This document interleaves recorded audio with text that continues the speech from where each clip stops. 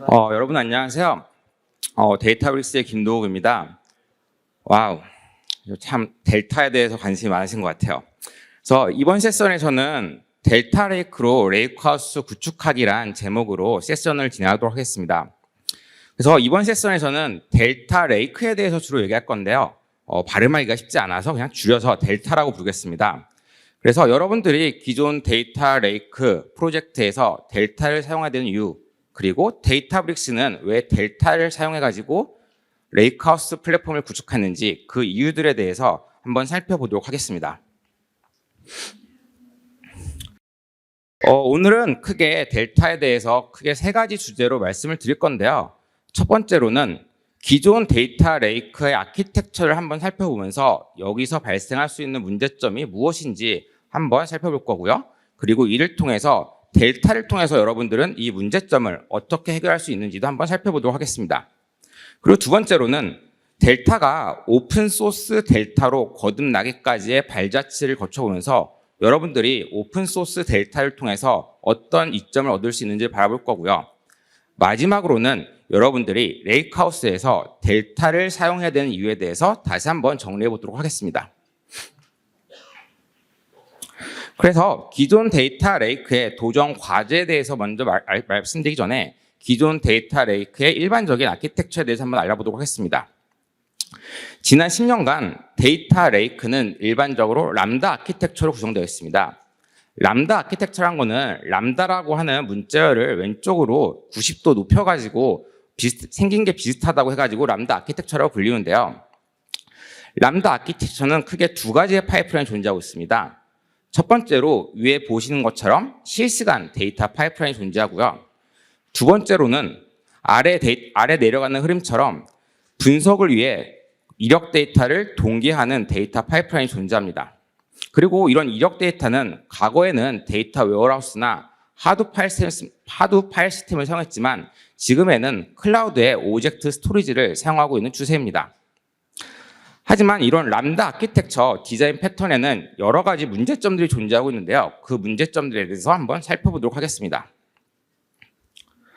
첫 번째 문제점은 이력 데이터랑 실시간 데이터가 실제로 일치하는지 확인하는 것이 매우 어렵다는 것입니다. 이는 대부분 람다 아키텍처에서 일반적으로 간주하고 넘어가고 있는데요. 스트리밍 데이터를 사용하면 엔드-투-엔드 레이턴스를 위해서 정확도를 어느 정도 절충하는 의사결정을 내려야 될 수밖에 없기 때문입니다. 그래서 데이터에 대해서 높은 정확도를 원한다면 수정을 포함한 배치 데이터가 수집될 때까지 기다려야 되는데요. 하지만 즉각적인 실시간 결과를 원하는 고객들은 이런 불완전한 데이터가 위쪽을 통해서 발생할 수 있다는 사실을 받아들이고 이 아키텍처를 사용합니다.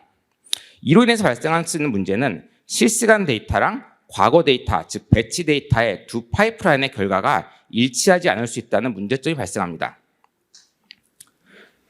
두 번째 도전 과제는 지저분한 데이터로 인한 데이터 정합성 문제입니다. 여러분들이 흔히 사용하는 데이터 레이크의 설계는 여러분들이 기존에 알고 있던 데이터베이스의 설계처럼 구성되지 않았습니다. 예를 들어서 ACID 트랜잭션이나 스키마 이볼루션이나 스키마 인포스먼트 또는 이런 부분들 고려해서 데이터 레이크는 설계되지 않기 때문에 부분 손상된 데이터를 방지할 수 없을 뿐더러 이런 데이터가 들어왔을 때 해당 데이터들을 롤백할 수 있는 그런 안전장치도 마련되어 있지 않다고 보시면 될 것 같습니다. 예를 들어서 여러 명의 사용자가 동시에 오퍼레이션 한다고 가정해 볼게요. 과연 이런 여러 명의 사용자들이 데이터 레이크에서 발생하는 동시 오퍼레이션에 대해서 안전하게 데이터를 덮어쓸 수 있는지를 보장할 수가 있는지를 한번 고민해 봐야 될 문제입니다. 그래서 람다 아키텍처에서는 이런 데이터 정합성을 포함한 올바른 데이터 확인이 또 다른 큰 과제로 남아 있습니다. 세 번째는 우리는 좀 전에 데이터 레이크상에서 올바른 데이터를 가지고 있는지 확인하는 것, 즉 정합성을 보장하고 있는 게 쉽지 않다고 얘기를 했는데요. 또 다른 문제는 오류나 실패한 작업으로 인해서 잘못 남겨진 데이터를 수정하는 방법입니다. 우리가 이런 케이스에 일반적으로 사용하는 방법들은 데이터를 항목별로 구분해서 저장한 겁니다. 예를 들어서 데이터를 날짜 파티션이나 월 파티션 단위로 나눠서 저장하면 나중에 특정 날짜나 특정 월 데이터가 잘못됐을 때 해당 날짜나 해당 월 파티션에 있는 폴더의 데이터를 오버라이트하면 되기 때문입니다. 하지만 여기는 한 가지 문제점이 발생합니다.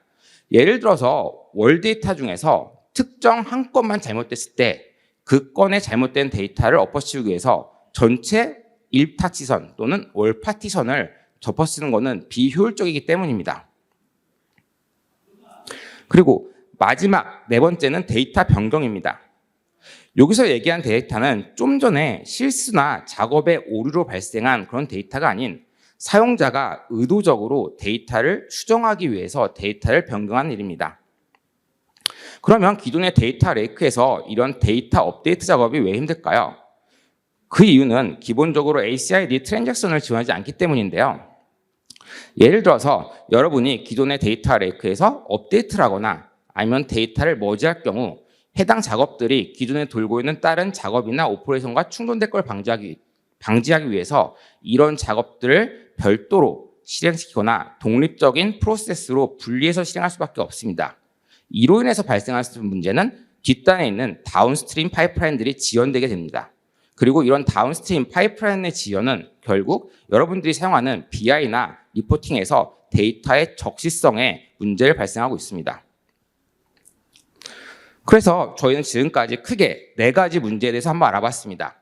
첫 번째로는 실시간 데이터랑 배치 데이터의 분할로 인한 데이터 불일치, 두 번째는 트랜잭션 데이터 밀접 및 스키마 불일치로 인한 데이터 정합성 검증이 힘들다.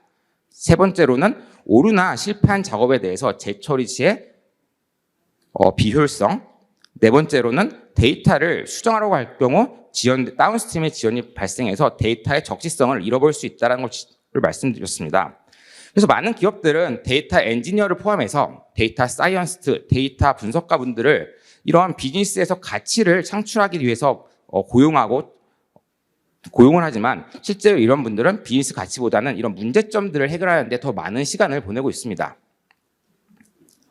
그러면 지금부터 얘기할 델타는 무엇이 다를까요?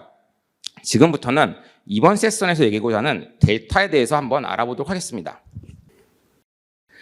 일단 델타 레이크의 아키텍처에서는 여러분들의 데이터가 레이크하우스로 들어오게 되면 해당 데이터는 개방형 데이터 레이크에 안착하게 됩니다.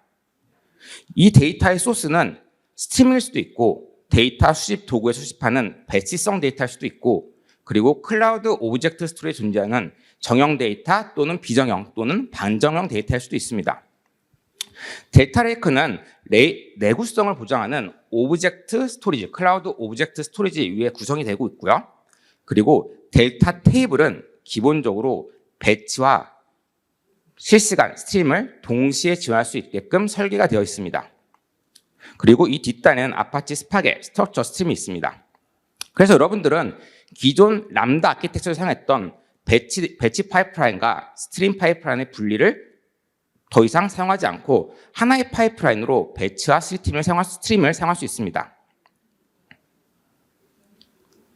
두 번째는 데이터 레이크에서는 관계형 데이터베이스에서 사용하는 풀 ACID 트랜잭션을 지원합니다. 이 의미는 앞서 논의된 여러분들의 데이터 수정으로 다운스트림 파이프라인이 지연되는 걸 막을 수도 있고요. 또 특정 데이터, 날짜의 데이터를 일부를 수정하기 위해서 전체 파티션 데이터를 통째로 엎어씌울 필요도 없습니다. 이렇게 데이터의 높은 신뢰성 및 무결성 그리고 적시성은 델타는 ACID 트랜잭션을 통해서 보장을 하고 있습니다. 그리고 델타는 특정 벤더의 얽매기를 원치 않는 고객들을 위해 가지고 개방형 포준을 지행합니다. 델타에 데이터가 저장됐다는 것은 개방형 포준 포맷으로 데이터가 저장됐다는 걸 의미하고요. 이는 단순히 델타 또는 데이터브릭스가 아닌 다른 플랫폼이나 다른 서비스에서 해당 데이터를 컨서밍 할 수 있다는 것을 의미합니다. 이로 인해 여러분은 데이터를 델타 레이크에 저장하더라도 특정 벤더에 수년 동안 락인되지 않고 여러분의 사용 사례를, 데이터에 대한 사용 사례를 증거할 수가 있습니다. 그럼 델타 레이크가 사용하는 모델링 기법에 대해서 몇 가지 말씀을 드리겠습니다. 델타 레이크는 기본적으로 메달리온 아키텍처 또는 멀티홉 아키텍처라는 것을 사용합니다. 메달륨 아키텍처의 가장 큰 목적은 데이터들이 브론즈, 실버, 골드 레이어를 지날 때마다 점진적으로 데이터의 품질과 데이터의 구조를 개선하는 것을 목표로 하고 있습니다. 예를 들어서 브론즈 레이어에서는 원시 데이터를 오브젝트 스토리지는 원시 데이터를 변환을 수행하지 않고 그대로 로딩하는 것을 목적을 삼고 있습니다. 여기서 변환을 수행하지 않는다는 것은 나중에 브론즈에 있는 데이터가 실버 레이어에서 다시 재사용할 수 있기 때문이고, 그로 인해서 데이터의 정보 손실을 방지하기 위함입니다. 그래서 일반적으로 브론즈 레이어에서는 스키마 작업이나 손상된 데이터의 필터링 또는 스키마 이볼루션을 통해서 데이터에 대한 스키마 변경을 다이내믹하게 적용을 하고 있습니다. 그래서 브론즈 레이어에서의 목표는 데이터에 대한 품질보다 로딩 속도랑 데이터의 재사용을 우선시합니다. 실버 레이어는 브론즈에서 발생한 데이터에 대한 필터링, 클리닝, 그리고 데이터의 보강 작업을 합니다. 실버 레이어에서는 데이터의 수정뿐만 아니라 비즈니스 데이터를 추가하거나 또는 비즈니스 규칙을 적용하는 그런 작업들을 하는데요. 실버 레이어에서 발생할 수 있는 대표적인 예로는 우리가 머신러닝을 할 경우 보통 브론즈 레이어에서 피처 값들을 수집하고 해당 피처에 대한 엔지니어링을 실버 레이어에서 합니다. 그래서 실버 레이어에서 발생한 피처 엔지니어링 된 값들을 피처 스토어에 저장하는 게 실버 레이어의 대표적인 예입니다. 만약에 여러분이 센서 데이터나 로그 데이터를 수집한다고 한다면 브론즈에서 수집된 센서나 로그 데이터를 정제해서 실버 레이어에 저장하는 것도 한 예가 될 수가 있습니다. 그리고 그런 센서 데이터를 기존의 마스터 테이블, 마스터 데이터가 조인해가지고 데이터에 보강을 할 수도 있겠죠. 골드 레이어는 실버 레이어의 비즈니스 프레젠터 레이어라고 보시면 될 것 같습니다. 골드 레이어는 우리가 흔히 마트라고 부르는 개별 비즈니스 형태의 데이터로 저장을 하는데요. 이거는 보고서 데이터나 또는 예를 들어서 아까 수집한 머신러닝 데이터, 피처에 대해서 실버 레이어에서 피처 스토어를 만들고 해당 피처 값을 기반으로 머신러닝을 해가지고 트레이닝을 해가지고 모델을 만들고 그 모델에 가지고 추론한 데이터를 골드 레이어에 적용한 다음에 그 데이터를 서빙하는 데 목적을 둘 수 있고요. 그리고 좀 전에 얘기한 로그 데이터나 센서 데이터 같은 경우는 실버 레이어에서 정제된 초단위 또는 분단위 데이터에 대해서 골드 레이어에서 시간 단위 또는 일 단위로 집계해가지고 그거를 뒷단에 비즈니스, BI나 비즈니스 레이어로 보내는 데 목적을 두고 있습니다. 그래서 실버 레이어 같은 경우는 서드노만 폴이나 아니면 데이터 볼트 같은 데이터 모델링을 사용해서 사용할 수도 있고요. 골드는 우리가 흔히 아는 스타 스키마나 아니면 스노우플레이크 스키마 이런 것들을 사용해서 데이터의 표현, 데이터를 모델링하곤 합니다. 델타는 데이터 브릭스 상에서 더 많은 부가가치를 발생할 수가 있는데요.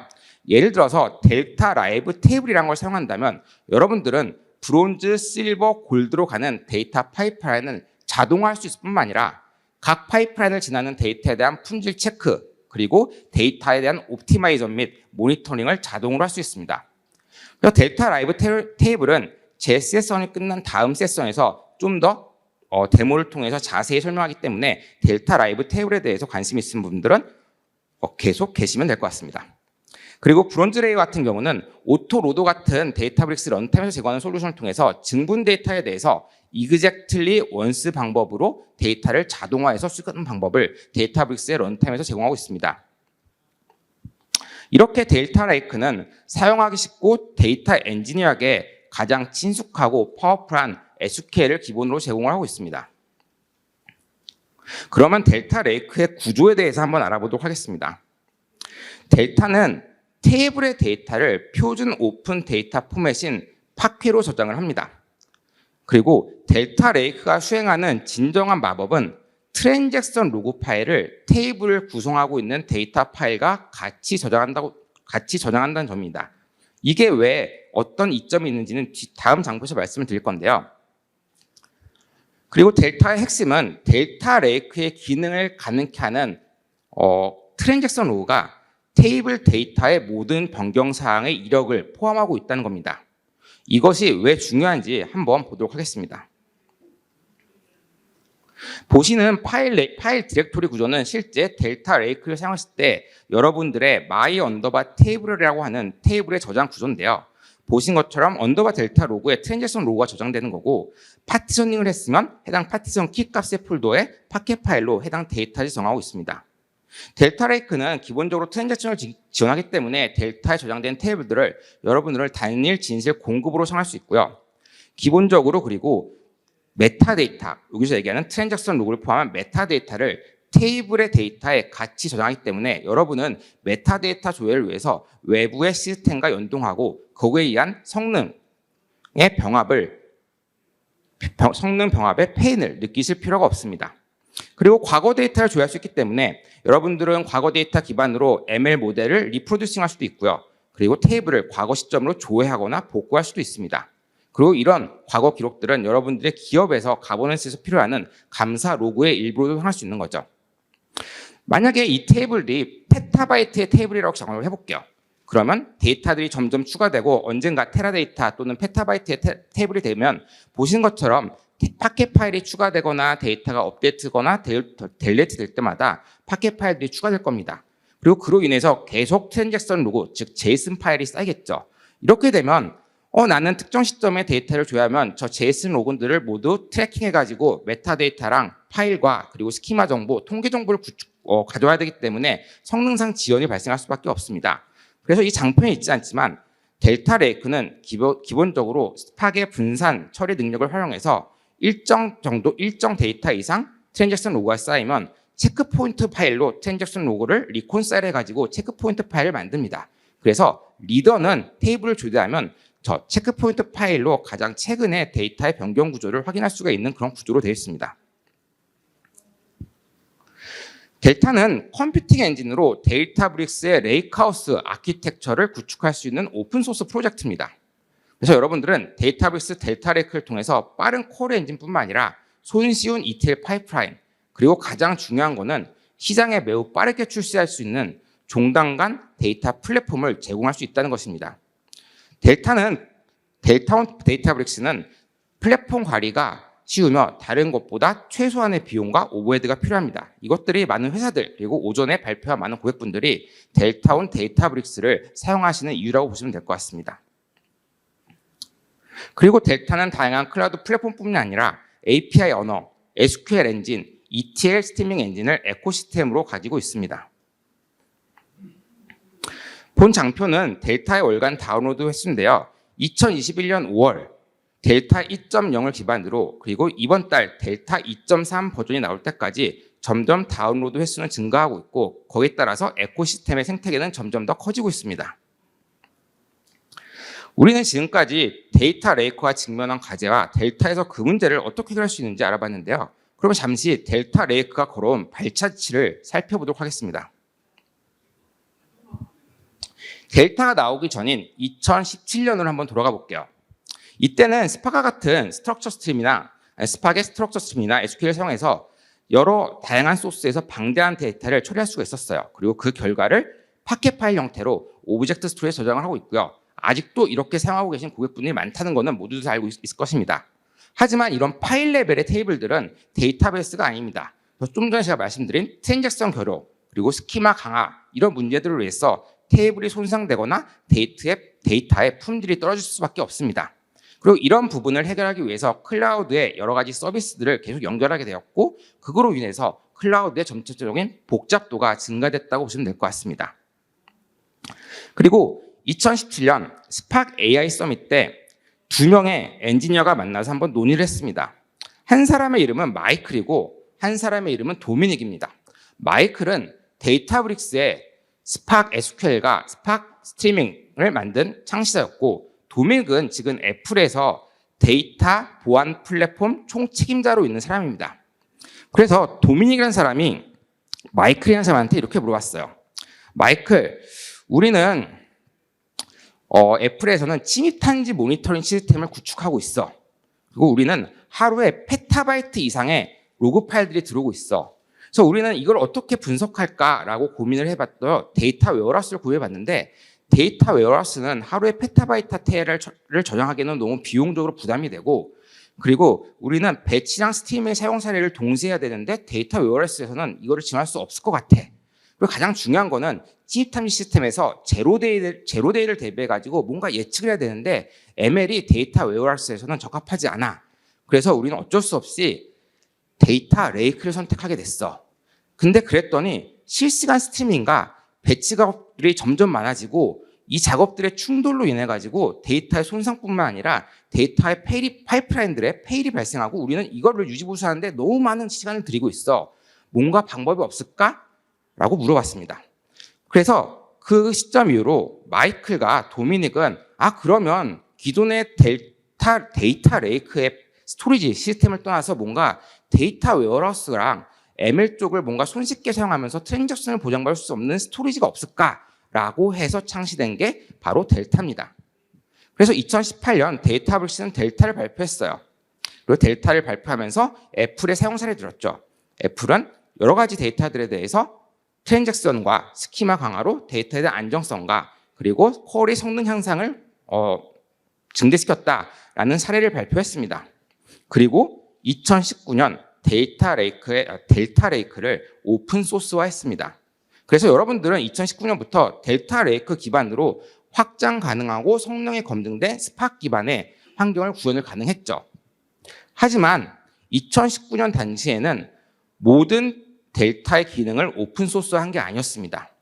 이 당시에는 ACS 트랜잭션이나 타임 트래블 기능, 스키마 이볼루션, 그리고 컴팩성 같은 기능들은 오픈 소스에서 지원을 했지만 진작에 쿼리의 성능 향상을 필요한 옵티마이즈 기능이나 또는 특정 테이블에 과거 데이터를 조회할 뿐만 아니라 특정 테이블을 그 과거 데이터로 인플레이스로 리스토어할 수 있는 테이블 리스토어 기능, 그리고 델타 테이블에 대해서 여러 개의 스파크 클러스터가 동시에 액세스를 할 때 해당 컴플릭을 해결할 수 있는 커밋 서비스, 그리고 각 테이블의 콜럼 값들에 대해서 통계 정보, 예를 들어서 뭐 민 값, 맥스 값, 아니면 카운트 값 이런 것들을 가져가 있어서 스토리지 레벨에서 데이터 파일에 대한 필터링을 처리할 수 있는 이런 기능들, 그리고 그 외에 여러 가지 기능들, 이런 기능들은 여전히 데이터 브릭스에서만 사용할 수 있는 독점적인 기능이었다고 보시면 될 것 같습니다.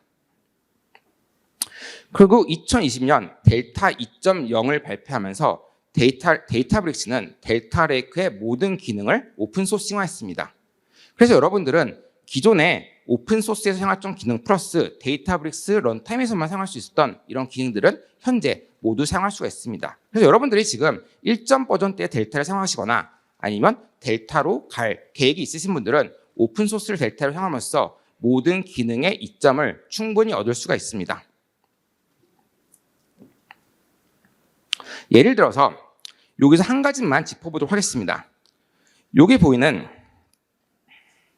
옵티마이즈 G 오더가 왜 중요하냐면 여러분들 일반적으로 큰 테이블의 데이터에 대해서 데이터에 탐색을 하거나 시각화를 하거나 대시보드를 만들 때 그 데이터의 일부만 추출할 수 있습니다. 추출하기를 원합니다. 우리는 그래서 흔히 데이터 프레임의 필터 조건을 사용하거나 SQL의 외열 조건을 사용하죠. 하지만 내부적으로는 이 데이터들은 해당 테이블을 구성하고 있는 모든 파일 데이터를 읽을 수밖에 없고 이걸 방지하기 위해서 여러분들은 파티션이라는 기법을 사용합니다. 하지만 파티션에도 한계가 있죠. 옵티마이즈 지오더는 뭐냐면 저장된 데이터에 대한 데이터의 레이아웃을 내가 지정한 컬럼 딱 기반으로 클러스터링해서 데이터를 저장을 하는 겁니다. 이것은 마치 RDB에서 우리가 인덱스에 대한 오버헤드를 줄이기 위해서 클러스터 테이블을 만드는 것과 동일한 접근 방법이라고 보시면 될 것 같습니다. 그래서 이 장표는 TPC-DS를 기반으로 델타 2.0에서 성능 테스트한 자료인데요. 여러분들이 TPC-DS 2.0 데이터를 그냥 로딩해가지고 쿼리를 돌렸을 때 베이스라인이라고 본다면 이런 파일들을 컴팩션 작업해서 델타에서 읽기 최적화된 파일 사이즈로 만들어서 데이터를 수행한 거를 베이스라인으로 본다면 컴팩션 작업, 그리고 그 데이터에 대해서 뭔가 내가 자주 조회하는 컬럼에 대해서 스토리지의 레이아웃을 바꿔가지고 옵티마이즈 해가지고 정한 것을 G 오더, 이렇게 세 가지를 본다면 여러분들은 점점 새로운 기능과 그리고 델타의 옵티마이즈 기능을 통해 가지고 이렇게 쿼리의 성능을 향상시킬 수가 있습니다. 다시 말씀드리지만 델타는 레이크하우스의 한 지붕 안에서 최고의 데이터 레이크랑 데이터 웨어하우스를 가능케 하는 기반 기술이라고 보시면 될 것 같습니다. 그러면 마지막으로 이미 많은 것들을 말씀드렸지만 왜 여러분들의 데이터 레이크 프로젝트에서 델타를 사용해야 되고 데이터 브릭스의 데이터 레이크 하우스는 왜 델타를 사용하는지를 정리해서 말씀드리겠습니다. 크게 네 가지 이유로 볼 수 있겠습니다. 첫 번째, 안정적이고 두 번째, 개방적이며 세 번째로는 확장 가능한 성능을 제공하고 네 번째로는 더 많은 작업을 수행할 수 있다. 데이터 레이크는 기본적으로 ACID 트랜잭션을 제공합니다. 여기서 말하는 A에 대해서 한번 얘기해 보겠습니다. 데이터의 원자성이라는 것은 여러분들이 데이터 레이크에서는 작업을 돌리면 모두 실패하거나 페일되더라도 성공적으로 페일이 됩니다. 여기서 얘기하는 성공적인 페일은 무엇을 의미하는 거냐면 중간에 작업이 실패되더라도 자동으로 롤백되고 찌꺼기들을 다 정리한다는 얘기가 바로 이 원자성으로 보시면 될 것 같습니다. 컨시스턴시, 일관성에 대해서 볼까요? 여러분들은 여러분들의 데이터베이스나 데이터 레이크에서 어떤 작업을 할 때 여러분들의 데이터 처리 결과가 항상 일관된 결과를 나오기를 원합니다. 예를 들어서 특정 테이블, A라는 유저가 특정 테이블에 대해서 업데이트를 치고 이게 만약에 단일 유저가 수행을 했다면 여러분들은 원하는 업데이트 결과를 얻을 수가 있습니다. 하지만 A라는 유저가 특정 테이블에서 업데이트를 하고 있는 와중에 B라는 유저가 동일 테이블에서 업데이트를 하면 업데이트를 하고 커밋을 치면 A라는 유저는 내가 읽은 데이터에 대해서 업데이트를 수행할 수 있지만 결국 그 업데이트된 테이블은 결국은 내가 맨 처음에 업데이트될 시점에 데이터가 아닐 수도 있는 현상이 발생할 수 있습니다. 이런 컨시스트 레벨을 데이터브릭스에서는 컨시스트 레벨에 대해서 콤플릭을 제공하기 때문에 데이터브릭스는 이런 예측하지 않는 그런 정보를 방지할 수 있고요. 그리고 데이터브릭스의 델타 레이크는 기본적으로 옵티미스틱 콘커런시 컨트롤을 지원합니다. 그 얘기는 여러분들은 여러 개의 유저들이 동시에 스냅샷, 아이솔레이션 기법으로 리딩을 할 수 있고 라이트에 대해서는 시리얼라이즈 라이트 기법으로 여러 세션에서 동시에 발생하는 라이트에 대해서 충돌을 방지할 수가 있습니다. 두 번째는 여러분들은 여러분의 데이터가 절대 락인되지 않는 확신을 가지고 레이크하우스를 사용할 수 있다고 말씀을 드렸는데요. 델타 레이크는 커뮤니티의 참여로 성장하고 있는 오픈소스 프로젝트입니다. 델타 테이블은 개반형 표준 데이터 파일을 사용한다고 말씀을 드렸고요. 그리고 성장하는 커넥터 및 에코시스템을 통해서 여러분이 선호하는 플랫폼 도구 및 서비스랑 같이 사용할 수가 있습니다. 그리고 델타 레이크를 사용하면 데이터브릭스 레이크하우스에서 더 최고의 성능을 얻을 수 있는데요. 데이터브릭스의 델타 테이블에 대한 최고 성능을 확인하기 위해 DLT를 사용할 수도 있는 거고요. 그리고 DLT를 통해서 파이프라인을 현대화할 수 있을 뿐만 아니라 자동 옵티마이즈 기능도 사용할 수가 있습니다. 그리고 데이터브릭스의 포톤 엔진을 사용한다면 오픈소스 스팍 그 이상의 성능 개선을 얻을 수 있습니다. 이 포톤에 대해서는 이따 여기 강의실에서 데이터브릭스 SQL을 설명할 때 좀 더 자세히 설명해 주실 것으로 믿고 있습니다. 그리고 이런 모든 기능들은 데이터브릭스 레이크하우스의 런타임에서 바로 사용 가능할 수 있도록 최적화되어 있습니다. 마지막으로 여러분들은 데이터로 더 많은 작업을 수행하고 있는데요. 델타는 데이터 레이크를 데이터 웨어하우스로 사용할 수 있게 해가지고 여러분들은 델타 테이블에서 배치와 스트림을 통합해서 델타 테이블에 있는 실시간 데이터를 기반으로 비즈니스 인사이트 및 BI나 머신러닝의 유즈케이스를 사용할 수 있습니다. 또한 델타에서 제공하고 있는 델타 쉐어링을 사용한다면 여러분들은 플랫폼에 락인되지 않고 여러분의 델타 테이블의 데이터를 조직 내부 또는 조직 외부랑 공유할 수 있습니다. 델타 쉐어링에 대해서 좀 더 자세히 말씀드리면 여러분들이 데이터브릭스 안에서 특정 델타 테이블을 공유를 하면 해당 테이블은 오픈 프로토콜 형태로 데이터 수신자한테 전달이 될 거고요. 데이터 수신자는 데이터브릭스를 사용하지 않더라도 단순 스팍이나 판다에서 해당 테이블의 데이터를 분석할 수 있을 뿐만 아니라 BI 솔루션에서도 해당 공유된 데이터들을 바로 액세스 가능합니다. 그리고 가장 중요한 점, 그리고 차이점은 이런 델타 쉐어링에 대해서 데이터브릭스는 별도의 비용을 청구하지 않는다는 점입니다. 이제까지 우리는 델타 레이크가 기존 데이터 레이크에서 방식에 비해서 어떤 점에 유리했는지 알아봤고요. 오픈소스 델타 그런 발자취를 통해서 여러분들은 오픈소스 델타를 통해서 어떤 이점을 얻을 수 있는지 살펴봤습니다. 그리고 마지막으로 레이크하우스에서 여러분들이 델타를 사용해야 되는 이유 4가지에 대해서 알아봤는데요. 델타 레이크는 레이크하우스의 기반이고 여러분들은 데이터브릭스의 레이크하우스에서 여러분들의 비즈니스 가치를 극대화시킬 수가 있습니다. 그래서 오늘 제가 별도로 데모를 보여드리진 않았는데요. 혹시 그럼 델타가 어떻게 동작하는 거야? 도대체 어떻게 생겨먹은 게 델타야? 라는 게 궁금하신 분들은 데이터브릭스 홈페이지에 있는 델타의 데모 노트북이나 동영상을 참조할 수도 있고요. 나는 델타에 대해서 뭔가 인터널이나 아니면 내부 아키텍처가 궁금해 라고 하신 분들은 오픈된 이북을 통해서 델타 레이크의 인터널이나 세부적인 아키텍처에 대해서 살펴볼 수가 있습니다. 그럼 오늘 세션은 여기까지 마치고 지금까지 경청해 주셔서 감사합니다.